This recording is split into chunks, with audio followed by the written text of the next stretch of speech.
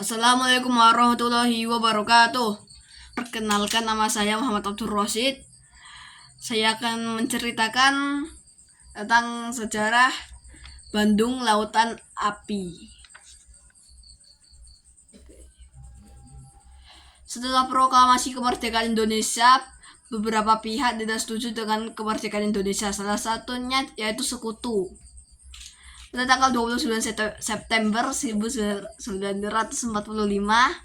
datanglah satuan khusus dari SEAC yaitu AFNEI di pelabuhan Tanjung Priok. Tidak lama kemudian rombongan Sekutu lainnya datang, salah satunya ke Bandung. Pada tanggal 12 Oktober 1945,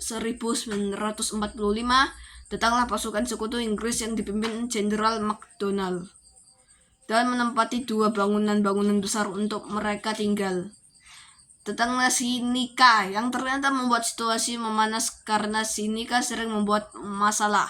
Ditambah lagi pada saat itu, setelah semua tawanan Jepang dibebaskan, mereka malah dibekali persenjataan hingga menimbulkan bentrokan bersenjata dengan para pejuang Indonesia. Karena para pejuang Indonesia geram kepada mereka, pada tanggal 24 November 1945 saat malam hari, Indonesia menyerang dua bangunan para Sekutu yang Sekutu tinggal. Karena terasa terganggu, para Sekutu mengeluarkan ultimatum pada tanggal 27 November 1945 oleh Jenderal MacDonald ke Bapak Dato yang jadi gubernur pada saat itu. Karena ultimatum tidak terpatuhi dengan benar, banyak sekali perlawanan yang terjadi. Oke, lanjut lagi. Banyak sekali perlawanan yang terjadi. Para pejuang Indonesia membuat pos-pos gerilya di berbagai tempat untuk perlawanan. Para pedagang pun juga membuat perlawanan, dan karena itu para Sekutu harus ngambil makanan dari logistik mereka, tapi diserang sama para pejuang Indonesia.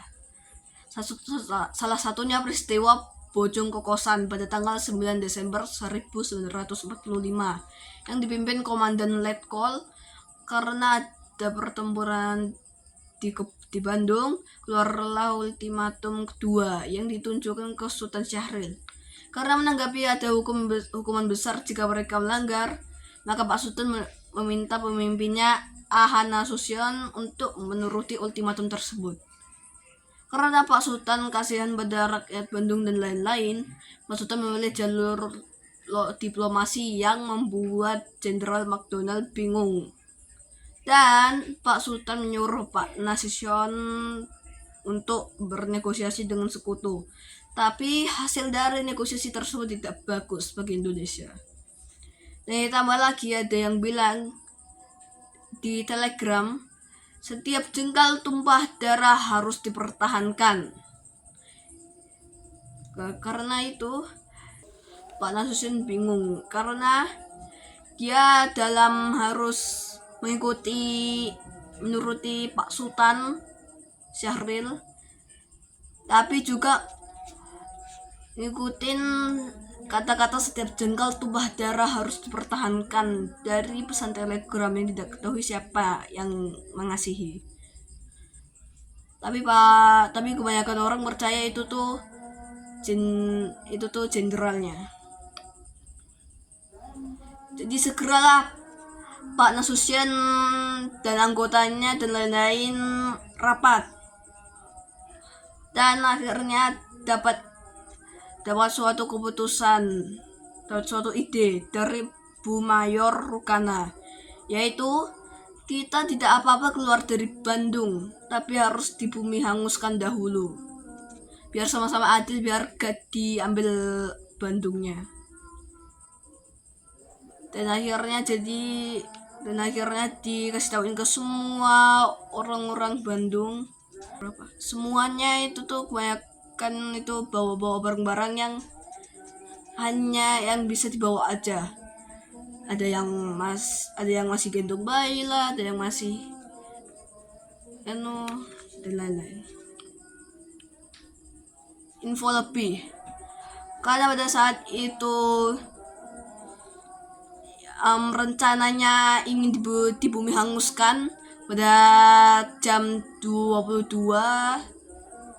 malam, tapi jadinya ternyata jam 8 malam. Dan info lebih, Muhammad Toha dan tim-timnya itu tuh ingin menghancurkan gudang senjata sekutu. Tapi karena ada situasi yang sangat berbahaya, jadi hanya Muhammad Toha dan Muhammad Ramdan yang menghancurkan gudang senjata sekutu saat menjelang pom bumi hanguskan. Seperti itu. Terima kasih yang telah mendengarkan. Terima kasih Nadia Omara yang membantu membahas Bandung Lautan Api ya. Terima kasih. Assalamualaikum warahmatullahi wabarakatuh.